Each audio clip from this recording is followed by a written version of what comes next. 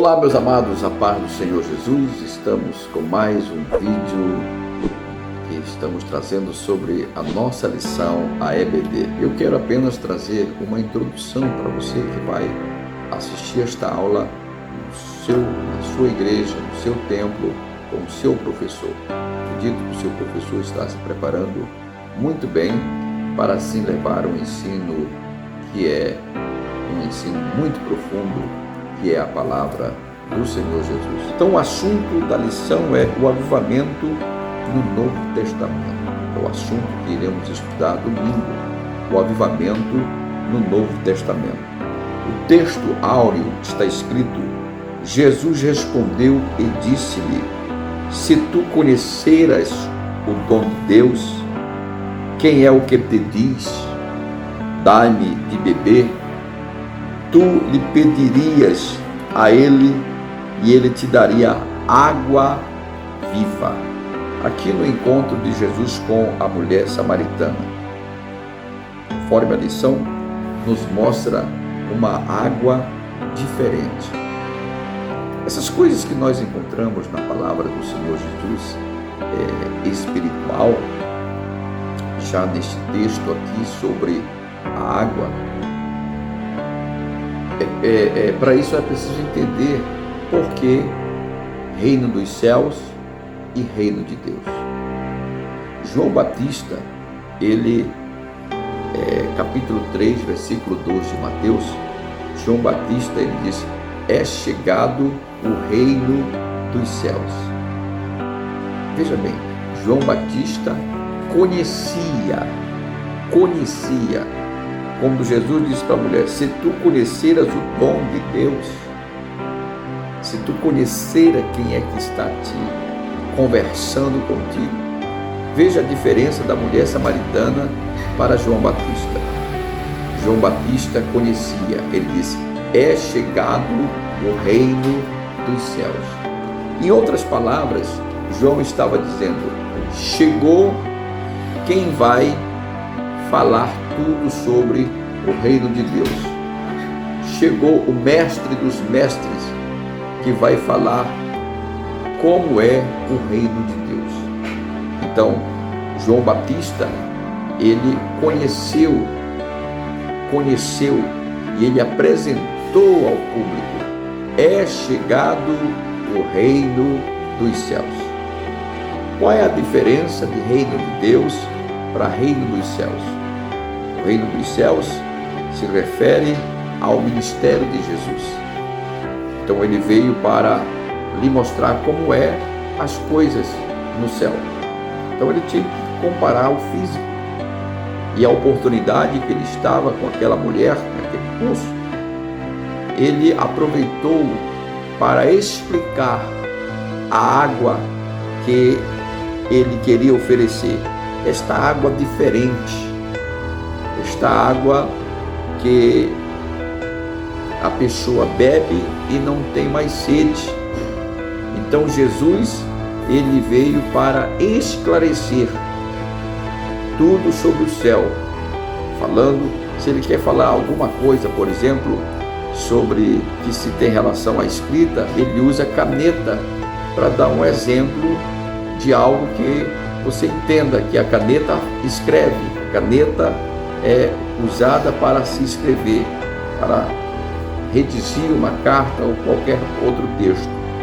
Jesus aproveitou a água física, para mostrar que há uma água, que a água física, ela sacia em um dado momento, mas depois a pessoa volta a ter sede. Jesus estava explicando isso, de que a água que ele desse nunca mais teria sede. O que é uma pessoa sedenta? Uma pessoa carente de água. E se a pessoa não beber, ela é capaz de morrer. Aí você vai entender que quando Deus falou que a alma que pecar, essa morrerá. Então, quando Jesus estava falando da água que torna a ter sede, ele estava se referindo também à alma pecadora. A alma pecadora, da qual ela se não se converter, se não entender o que é que o Senhor Jesus quer falar, ou como entender o mistério da salvação, a pessoa vai morrer. Por isso, Jesus, ele disse: tu pedirias e eu te daria a água viva. Disse a mulher: Senhor, tu não tens com que atirar, e o poço é fundo. Onde, pois, tem a água viva? Veja só, a pessoa com as suas ideias, tudo no físico, nada de espiritual. Então, a pessoa, para entender o espiritual, ela precisa ter conhecimento do físico e ter uma noção de que o espiritual é mais interessante do que o físico. É isso que Jesus veio convencer o homem do seu erro e dizer que após a morte, que o futuro após a morte é mais interessante do que a vida física. Tudo quanto o Senhor veio fazer para resgatar o homem que foi sequestrado lá no Éden por Satanás. Então Jesus Cristo, ele veio com a sua estratégia de salvação para assim resgatar esta alma que está sedenta. E se não tiver a água, que é esta água estranha, para o homem, a água viva, a água salvadora, ele morre, porque esta água, ela é a água da salvação que Jesus quer dar. Então Jesus, ele diz: se tu conheceras o dom de Deus, e quem é que te diz?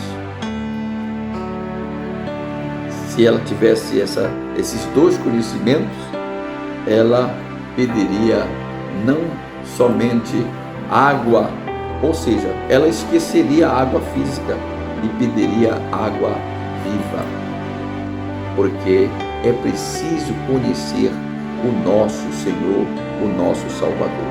Então, esta lição que você vai estudar, ela vai falar sobre o avivamento no Novo Testamento. Como é que está o avivamento nos evangelhos? No evangelho de Mateus, no evangelho de Marcos, no evangelho de João, nos Atos dos Apóstolos, o avivamento nos Atos dos Apóstolos. A mensagem do livro de Atos transcende a história da igreja primitiva. Ela mostra que o evangelho ultrapassou as fronteiras de Israel, chegando aos gentios de maneira impactante e avivada. Olha só, entender o avivamento na igreja primitiva. O que é o avivamento? Olhe para a igreja primitiva. Olhe para a igreja primitiva. Hoje, as pessoas às vezes reclamam por ter talvez culto domingo, segunda, quarta, sexta.